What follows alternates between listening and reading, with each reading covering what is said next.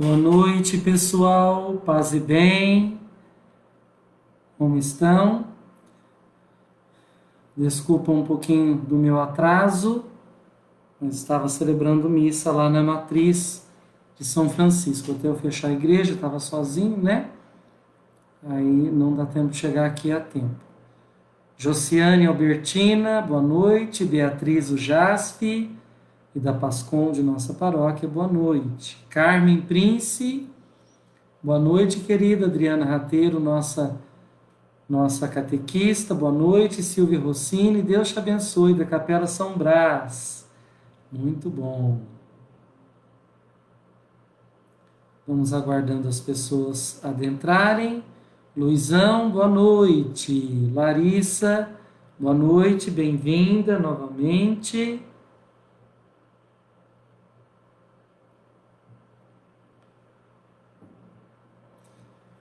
Muito bem. Neiva Maria Santos Silva, paz e bem. Boa noite, Neiva. Que bom estarmos aqui reunidos para darmos continuidade à nossa formação litúrgica. Hoje vamos falar sobre a liturgia da palavra,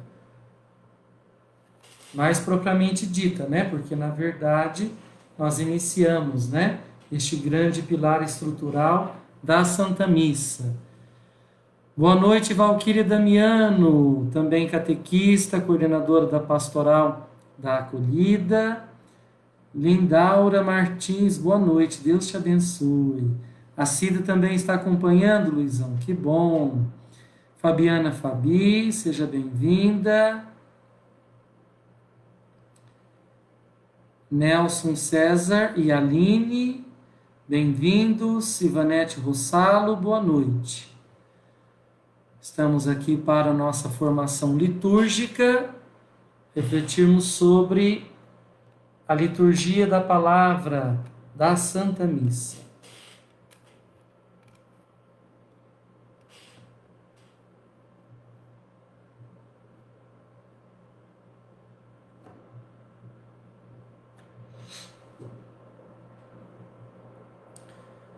Bom, nós vamos fazer então nossa oração. Olá, Priscila Bittencourt, bem-vinda.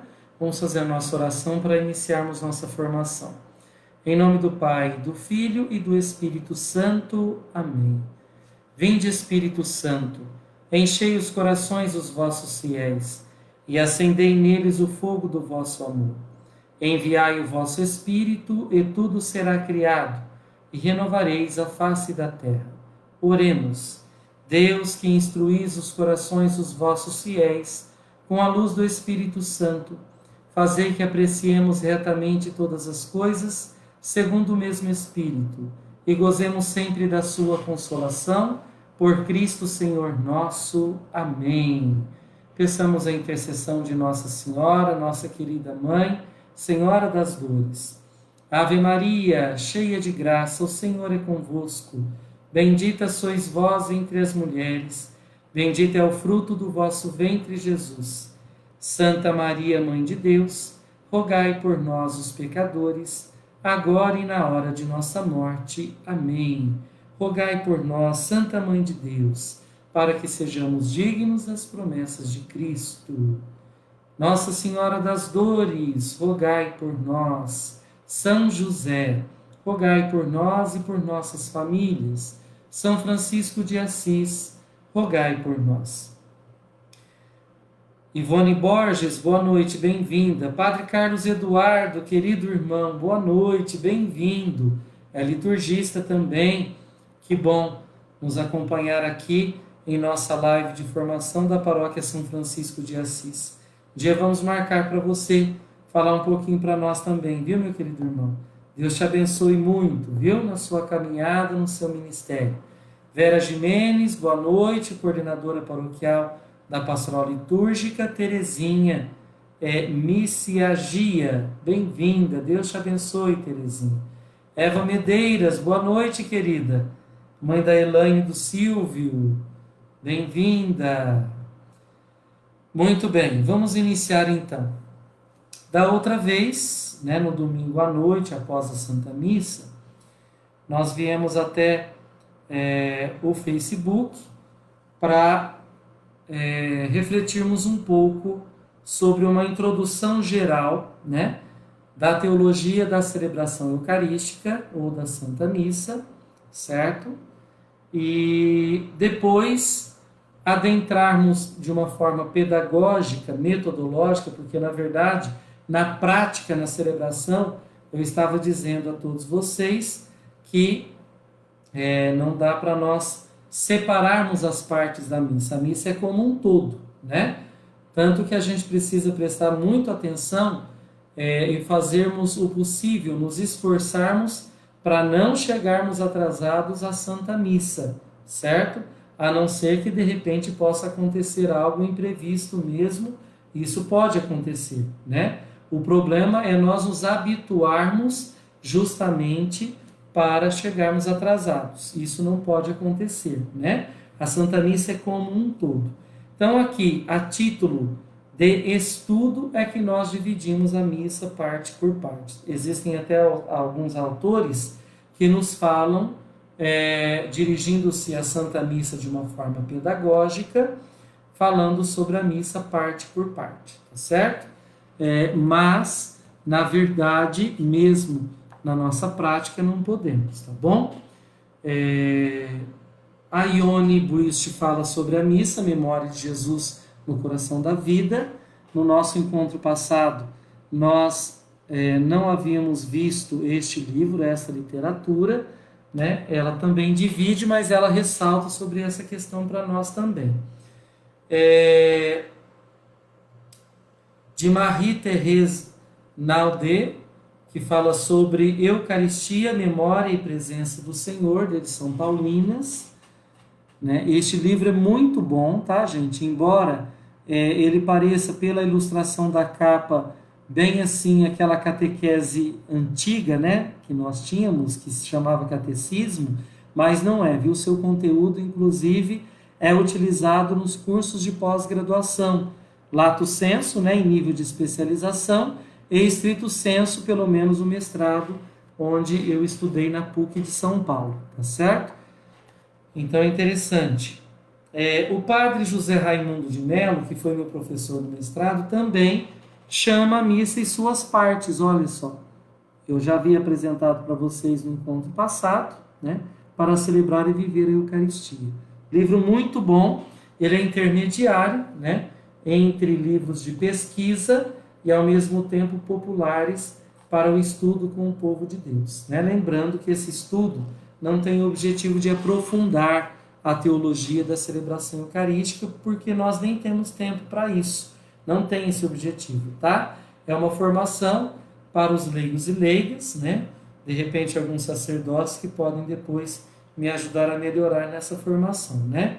E desde já agradeço a presença e o acompanhamento do padre Carlos Eduardo.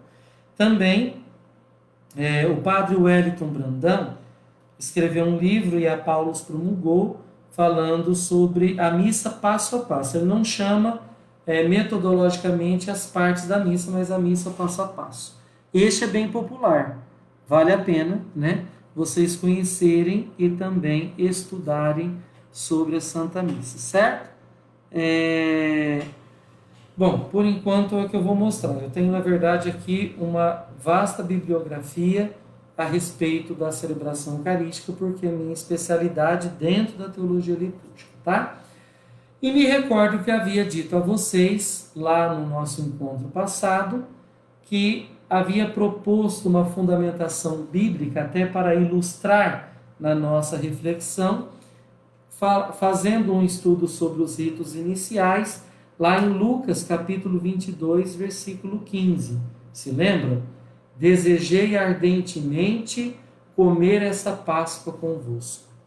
Então, nós definimos a partir deste versículo do Evangelho Lucano o que é Santa Missa, que não deixa de ser ação de graça, celebração da Páscoa, sacrifício, né? E também um banquete, uma celebração, uma festa, certo? Dentro daquela estrutura que eu havia dito para vocês, né, sobre um dos pilares estruturais da Santa Missa, que é formada por dois pilares. A primeira porção celebrativa, que é a liturgia da palavra, e a segunda porção celebrativa, que é a liturgia eucarística, nós vamos agora estudar mais propriamente dita a liturgia da palavra. E amanhã nós teremos o nosso terceiro encontro, onde vamos estudar a liturgia eucarística e os ritos finais, ok? Então, eu gostaria de colocar aqui como subtítulo da liturgia da palavra, um caminho sacramental. Por que um caminho sacramental? Primeiro, porque se trata do sacramento da Eucaristia. Então, estudar a Santa Missa é estudar também sobre o sacramento da Eucaristia. E nós não podemos desvencilhar um do outro. A Santa Missa é o sacramento da Eucaristia. Está certo? E segundo, porque o sacramento é uma indicação, é um sinal, é uma orientação que temos, que se utiliza de símbolos, que tem uma carga significativa, e até mesmo do ponto de vista da linguística, sabemos que há ali um significante para um significado, que nos dá um significado maior, certo? Então, um caminho sacramental. A liturgia da palavra em si é um caminho sacramental, ok? E aí, eu fundamento biblicamente a liturgia da palavra e, ao mesmo tempo, ilustro com a palavra do Senhor, com as Sagradas Escrituras, continuando no Evangelho Lucano, capítulo 24, versículo 15, que diz o seguinte: enquanto conversavam e discutiam entre si, o próprio Jesus aproximou-se e pôs a caminho com eles. Vou repetir, hein, gente? Enquanto conversavam e discutiam entre si, o próprio Jesus aproximou-se e pôs a caminho com eles. Guardem bem. Discutir, aproximar-se e caminhar juntos, certo? São elementos assim importantíssimos para a nossa compreensão da liturgia da palavra, ok? Então vamos iniciar com a estruturação da liturgia da palavra.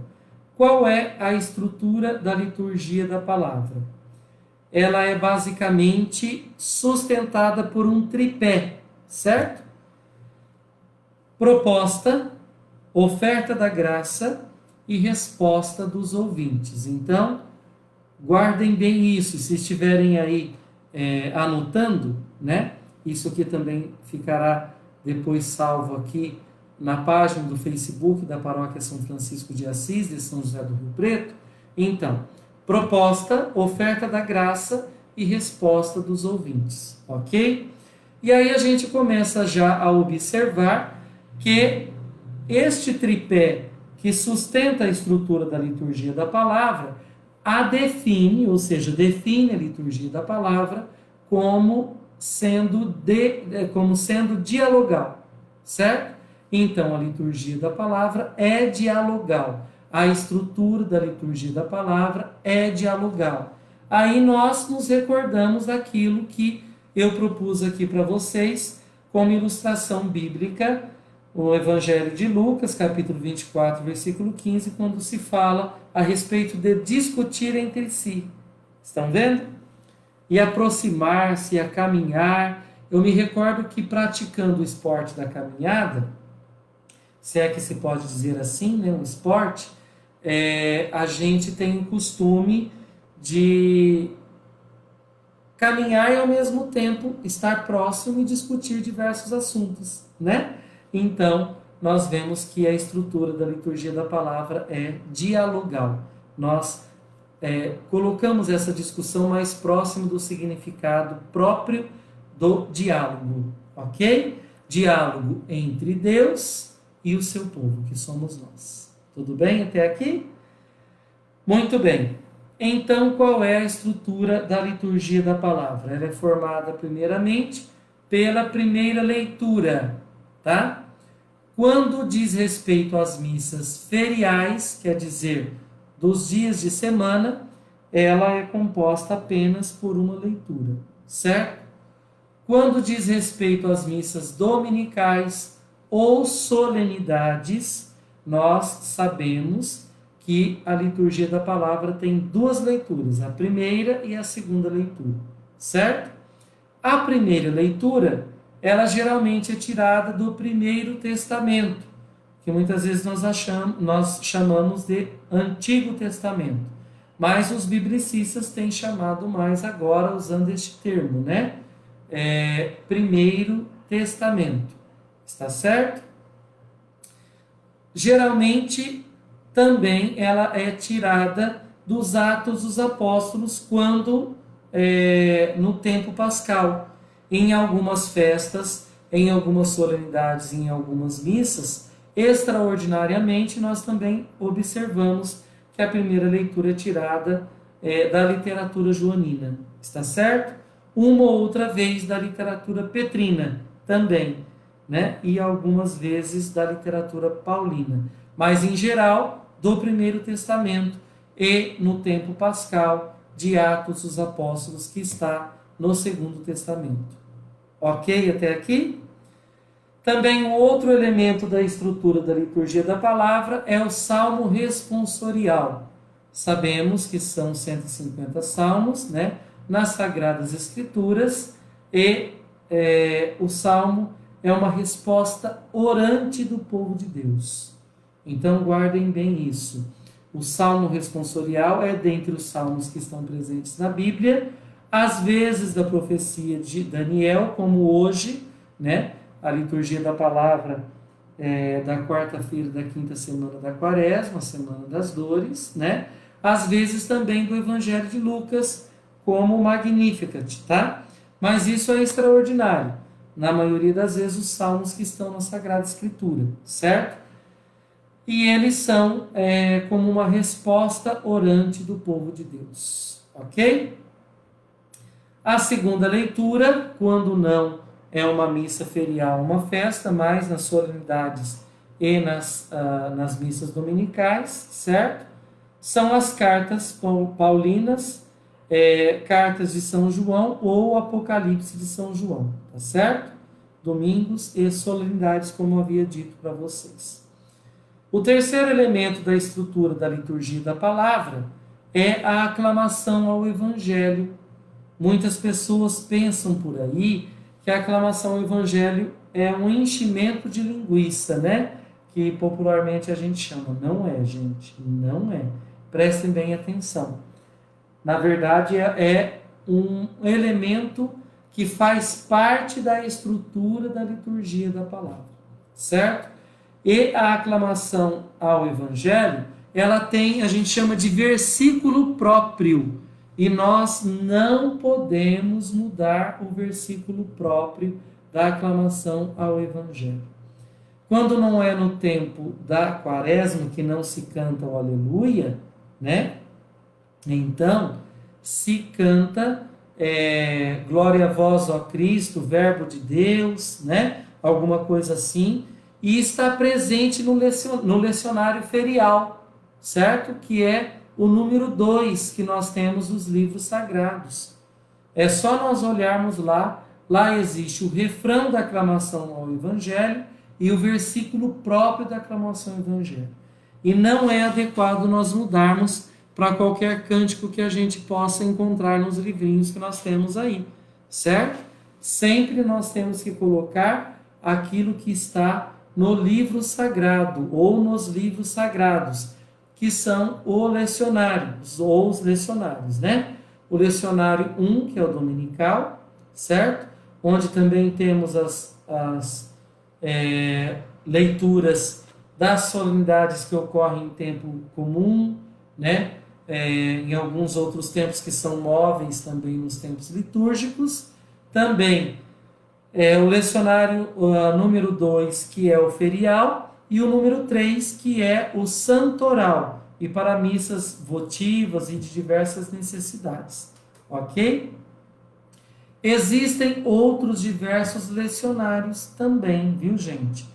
e que são oficiais. Esses lecionários são próprios das outras celebrações que não a eucarística, dos outros sacramentos e demais sacramentais também, certo? Também o Pontifical Romano tem o seu próprio lecionário, também o Cerimonial dos Bispos tem o seu próprio lecionário, e agora, recentemente, da CNBB, nós temos o lecionário mariano, que vem também com o missal mariano, tá certo? Que é a edição própria da CNBB e que é oficial, né, da nossa Igreja Católica Apostólica Romana, ok? Depois da aclamação Evangelho, que é a expressão de alegria, vejam, aclamação Evangelho é expressão de alegria, temos a proclamação do Evangelho. A proclamação do Evangelho deve ser feita por um ministro ordenado e é reservada para propriamente os diáconos, mas não significa que eles tenham o direito de proclamar o Evangelho. Quando o presidente da celebração, seja presbítero ou bispo, caso queiram, né, proclamar o Evangelho, eles podem, mas geralmente, pela tradição, é própria do diácono, certo? Então, numa Santa Missa, os leigos, tampouco os seminaristas, não devem proclamar o Evangelho, certo? É próprio, a proclamação do Evangelho é própria do ministro ordenado, que é ministro próprio ordinário da proclamação do Evangelho, que é o diácono, o padre e o bispo, certo? Um outro elemento da estrutura da liturgia da palavra é a homilia, que nada mais é do que a atualização da palavra de Deus, certo? E ela faz parte do munus de ensinar. Quem possui o munus de ensinar, meu povo? Os ministros ordenados, ou seja, os diáconos, os padres e os bispos. Também os arcebispos, né? Os diáconos, aliás, os arcebispos, os cardeais, o Papa, todos são bispos, mas com títulos a mais, né? Os cônegos, monsenhores, que são padres, porém com títulos a mais, tudo bem? Vamos lá. Também a profissão de fé, que a gente chama de credo, o creio, está certo? Que é a resposta de fé à palavra de Deus, que foi anunciada a nós, que nós chamamos de creio, ou credo, ou profissão de fé.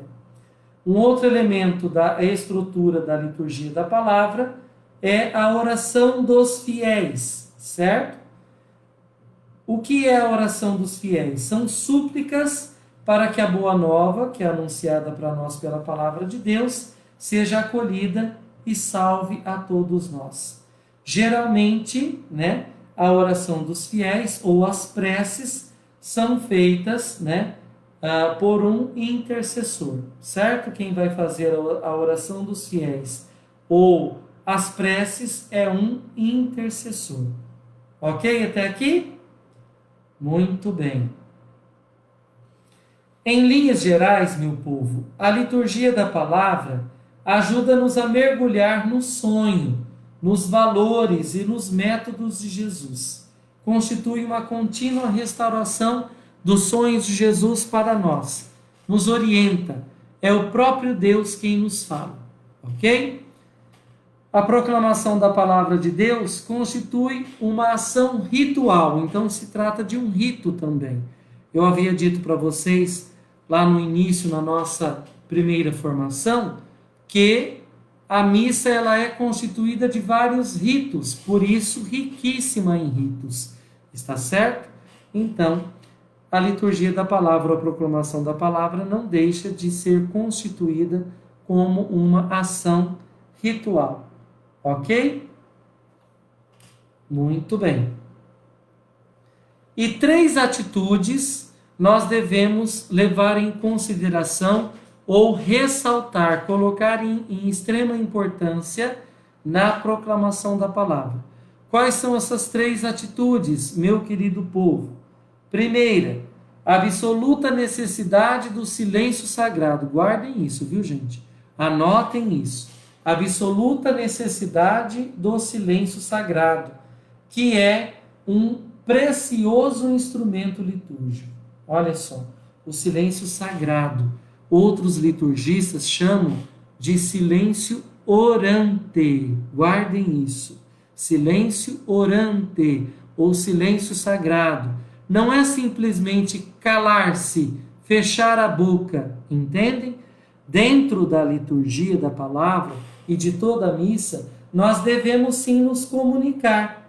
No entanto, isso não significa quebrar o silêncio sagrado. Não é conversar, ficar papeando a liturgia da palavra, e toda a missa é local de silêncio sagrado. Porque enquanto eu fico papeando, eu não consigo ouvir o que o outro tem a me dizer. E quem é o outro? É o outro com letra maiúscula, meu povo. É o próprio Deus. Está certo? E aí os liturgistas, né? Os teólogos liturgos, eles chamam o silêncio sagrado ou silêncio orante de preciosíssimo instrumento litúrgico.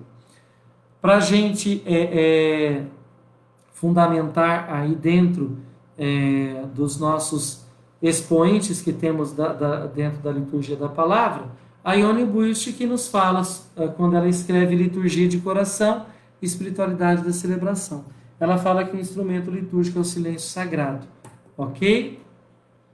Também o padre Gregório Lutz, que nos fala lá quando a Eucaristia, a família de Deus em festa, também da Paulus, né? Nos fala que a liturgia é um instrumento litúrgico e sagrado. Também o Cesare Giraldo, Admiração Eucarística, ele nos fala aqui nesse livro, né? Falando que o silêncio sagrado é um instrumento litúrgico, ok? Até aqui. O Dionísio Boróbio, que fala lá sobre a dimensão estética da liturgia, que eu já havia apresentado para vocês. E o Aldazábal, aqui no livro da editora Vozes, a Eucaristia. Eu também não posso me esquecer do Taborda, né? O Memorial da Páscoa do Senhor. Ensaios litúrgico-teológicos sobre a Eucaristia. Ok? Quando eles todos chegam lá na liturgia da palavra, eles falam sobre esta atitude do silêncio sagrado. Segunda atitude, anotem aí. Leitores bem preparados. O Aldazábal nos fala muito sobre isso, tá? Leitores bem preparados, pois eles são elementos fundamentais do ministério da proclamação da palavra. Gente, quem não sabe ler não pode proclamar a palavra. Não é para ficar com dó, mas muitas vezes, se não souber ler ou se não ensaiar, se não levar para casa, né, a leitura que será proclamada, gente, nós corremos o risco de matar a leitura, né? E o sentido, o significado da leitura, certo? Então, nós devemos prestar muita atenção com relação à proclamação da palavra, ok? Terceira atitude na proclamação da palavra que deve ser ressaltada. Anota aí. O aprimoramento dos meios técnicos a serviço da escuta. Traduzindo em miúdos, o som da igreja, os microfones, os cabos quando o microfone é a cabo, né? Os meios em geral, né? Até mesmo o telão, que muitas vezes a CNBB tem chamado a atenção, né? Para nós prestarmos atenção, para nós nos policiarmos em relação ao telão, até mesmo os folhetos, né? Que muitos liturgistas não são muito a favor, está certo? Então, são todos meios técnicos a serviço da escuta. Deve ser aprimorado o melhor possível, e até mesmo na atenção, nas escritas, na língua portuguesa, na concordância verbal e nominal, né? Eu não sou professor de língua portuguesa, mas como pedagogo e 14 anos de magistério tanto na educação básica quanto no ensino superior, gente, olha, a gente precisa prestar atenção muito bem na formação dos nossos leitores e também no aprimoramento dos nossos meios técnicos, certo? Então, estas são as 3 atitudes colocadas aí na proclamação da palavra, ok? Ainda sobre a homilia, ela faz parte da liturgia da palavra. Portanto, não é uma pregação isolada, nem um discurso humano. Eu me utilizei deste material também na disciplina de liturgia 3 sobre a celebração eucarística com os seminaristas do segundo ano de teologia do nosso seminário, da teologia cíclica, né? Que é a disciplina do terceiro ano de teologia, da nossa teologia do Seminário Maior Diocesano, o Centro de Estudos Superiores Sagrado Coração de Jesus. E chamei bastante a atenção deles, depois eu mergulhei, adentrei mais sobre o tema da homilética com eles, né? E afirmo para vocês, a homilia não é uma pregação isolada nem um discurso humano. A base tem que ser a liturgia da palavra, certo? A leitura ou as leituras bíblicas. É a palavra de Deus traduzida e contextualizada. Olha a definição da homilia. É a palavra de Deus traduzida e contextualizada. E não é uma aula, gente. Muitas vezes, ministros ordenados pensam que é uma aula. A pedagogia pode ajudar, ou a metodologia científica pode ajudar muito na homilia, mas nós, diáconos, padres e os senhores bispos, temos que tomar cuidado, porque não é uma aula, certo? Tomar cuidado. O Joseph Ratzinger, que é o nosso Papa Emérito, quando fala sobre a introdução ao Espírito da Liturgia, estou falando sobre ele com os seminaristas do primeiro ano da teologia, né? Fala sobre a homilia, né? Não tanto aprofundado, mas fala que não é aula, né? E tampouco uma pregação isolada, certo? O Romano Gardini também aqui, quando ele escreve sobre o Espírito da Liturgia, ele fala sobre esta questão, ok? E outros livros mais, né? Outros expoentes. O credo, ou o creio, a profissão de fé, faz-nos retomar nossa profissão de fé batismal. E deve ser proclamada, né? Ou professada, na verdade, durante principalmente as missas dominicais e solenidades e festas, certo? No dia ferial, não é obrigatório que se tenha a profissão de fé, ok? A oração dos fiéis, mais propriamente dita, ela estabelece a passagem entre a liturgia da palavra, certo? E a liturgia eucarística, e constitui-se como um fruto maduro da palavra celebrada. Olha só, ela encerra a liturgia da palavra, ela passa para a liturgia eucarística e representa para nós aí um fruto maduro da palavra celebrada, né? É uma oração ou várias orações feitas, né, a partir da palavra celebrada, certo? Ela também representa a sensibilidade espiritual, convocando a solidariedade dos filhos de Deus ou entre os filhos de Deus. E ela contém uma estrutura própria, certo? Não é uma petição qualquer, né? Uma oração de pedir qualquer. Mas primeiro pela hierarquia da igreja, pelo Papa, pelos bispos, pelos presbíteros e diáconos, né? O clero todo, por todo o povo de Deus, pelas suas necessidades, e vai indo, né, de acordo com a realidade de cada local, até chegar aos fiéis defuntos, está certo? Tem toda uma estrutura prática e nós encontramos na instrução geral do Missal Romano. Ok? Até aqui? A oração dos fiéis também é denominada preces, certo? Queridos irmãos e irmãs, o que devemos destacar na liturgia da palavra? Anotem bem aí, porque é o resumo de tudo aquilo que nós falamos até agora. Primeiro, criar um clima de efetiva escuta. E para criar um clima de efetiva escuta, é preciso prezar pelo silêncio orante, certo? Que é uma das 3 atitudes aí que eu acabei de falar para vocês na proclamação da palavra. O silêncio sagrado, que é um preciosíssimo instrumento litúrgico, tá?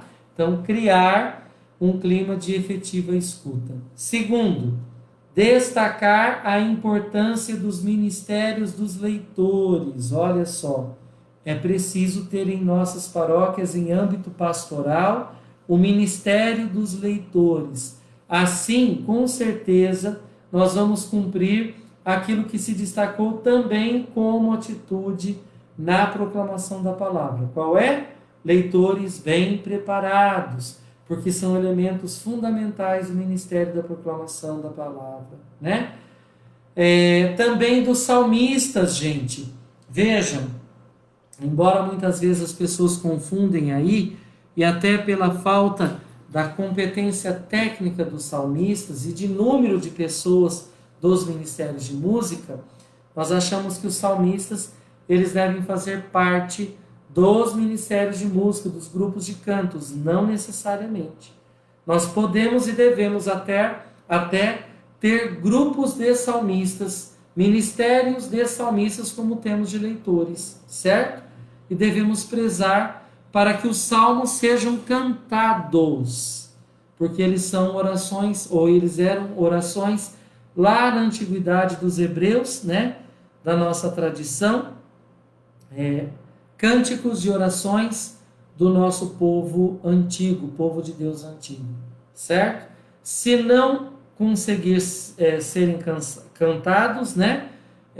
Poderão ser recitados, mas eles têm uma forma poética, né? Além de também musical, de musicalidade, eles têm uma forma poética a serem prezadas, tá bom?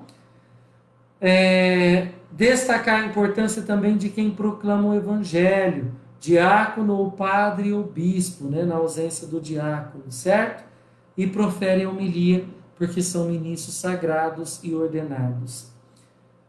Terceiro destaque, valorizar a mesa da palavra, meu povo. Muitas vezes nós não valorizamos a mesa da palavra. Lá na Instrução Geral do Missal Romano, também fala sobre como deve ser a mesa da palavra, que é o altar da palavra, certo? De onde Deus nos fala. Assim como nós temos, né, os 2 pilares estruturais ou porção celebrativa da Santa Missa, temos também o destaque para 2 altares, né? Se é que nós podemos dizer assim. A mesa da Eucaristia, mas antes a mesa da palavra, que a gente chama de ambão, certo? A mesa da palavra ou ambão é o lugar da proclamação das leituras, dos salmos, o cântico dos salmos, do evangelho, cantado ou proclamado. Também é lugar adequado para a homilia, além da cátedra ou cadeira presidencial ou sede, né? Também lugar para a homilia e as preces dos fiéis, a oração dos fiéis, tá certo? Existe uma tradição que tem colocado também que as preces fossem feitas no meio do povo para Deus, né? Olha, existe essa reflexão teológica e é válida também, mas de acordo com a maioria dos liturgistas e também da Instrução Geral do Missal Romano, é adequado que as preces sejam feitas do ambão, da mesa da palavra, certo? Valorizar o livro da palavra. O livro da palavra, gente, é sagrado e não um folheto. Às vezes nós pegamos um folheto, né? E aí há a proclamação da palavra, né? Pelo folheto. Leitores levando o folheto para a mesa da palavra, né? Não deve ser feito. A proclamação da palavra deve ser feita do livro da palavra, seja o lecionário ou o evangeliário, lecionário e ou evangeliário. Não deve ser proclamada a palavra, certo? A não ser que não tenha como fazer de outra forma, né? Que tenhamos folhetos, ou que tenhamos a liturgia diária, né? Que é aquele livro mensal. Não. Vamos valorizar o livro sagrado, que é composto pelo lecionário ou pelo evangeliário, correto? E tampouco de telinhas, por exemplo, celular, né? Tablets, certo? Que pedagogicamente eu estou me utilizando aqui para dar esta aula para vocês, certo? Não, ou telinhas de computador touchscreen. Não substituem os livros sagrados, tampouco o missal romano, tá certo? Ou ritual. Pelo contrário, nós temos que valorizar o livro da palavra, no âmbito da liturgia da palavra, e o missal romano para a missa, e os outros rituais para os outros sacramentos e sacramentais. Depois, zelar pelas atitudes corporais dos ministros, sejam ordenados ou não ordenados, o tom de voz, a postura e atitudes diante da mesa da palavra, certo? As vênias que devem ser feitas perante a mesa da palavra, quando nós nos achegamos perante a mesa da palavra, deve ser feita uma vênia. Depois da proclamação da palavra ou do cântico do salmo, deve ser feita outra vênia, né? Então nós precisamos zelar por essas atitudes, está certo? E por último, aprimorar a comunicação e qualidade da proclamação. Vou repetir. Aprimorar a comunicação e qualidade da proclamação. Investindo aí nos livros da palavra, investindo aí na mesa da palavra das nossas igrejas, sejam elas paroquiais, sejam elas capelas, sejam elas catedrais, né? Valorizar o som, adequar e investir no som e tudo aquilo que diz respeito ao som, também aos instrumentos dos ministros de música, dos cantos, né? Ou dos grupos de cantos, certo? E etc, e etc. Isso é importante, nós estarmos assim investindo em nossas paróquias e demais comunidades, na comunicabilidade, na qualidade da proclamação. Tudo bem até aqui? Muito bem. Hoje foi um pouquinho mais rápido, né, do que o nosso primeiro encontro, nesse segundo encontro, certo? E amanhã, mais ou menos às 19h45, mais próximo das 20 horas, nós faremos o nosso terceiro encontro, onde vamos explorar um pouco e refletir um pouco sobre a liturgia eucarística junto dos ritos finais. Ok? Pessoal, agradeço a todos vocês pela companhia virtual, pelo acompanhamento aqui, né? A partir do Facebook da Paróquia São Francisco de Assis, da paróquia, de São José do Rio Preto, certo? Eu sou o Padre Alexandre, sou pároco da Paróquia São Francisco de Assis, São José do Rio Preto, mestre de cerimônias da Diocese de São José do Rio Preto e professor de liturgia do curso de liturgia do Centro de Estudos Superiores Sagrado Coração de Jesus, tá bom? Qualquer dúvida, qualquer coisa, vocês podem entrar em contato através aí do Messenger do nosso Facebook da Paróquia São Francisco de Assis. Quero acolher além dos nossos paroquianos, também outros diversos da Paróquia São Francisco de Assis, aliás, da Diocese de São José do Rio Preto. Tudo bem? Eu tenho um grupo aí dos coordenadores paroquiais, né, que eu enviei também o post, da Catedral, porque sei que o Padre Deusdete, cura da Catedral, tem anunciado aí a todas as pessoas, né, para fazerem parte também aí da nossa aula de liturgia sobre a celebração eucarística, tá bom? Muito obrigado, gente. Peçamos a Deus, então, que nos dê a sua bênção. Padre Carlos Eduardo, mais uma vez, minha gratidão pela presença sua aí no Facebook, tá bom? O Senhor esteja convosco, Ele está no meio de nós. Por intercessão de Nossa Senhora das Dores, São José e São Francisco de Assis, abençoe-vos Deus Todo-Poderoso, Pai e Filho e Espírito Santo. Amém. Uma santa noite para todos vocês, um bom descanso, um grande beijo no coração de cada um de vocês.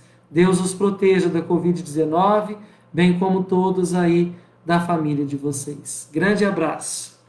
Tchau, tchau, gente. Até amanhã, se Deus quiser.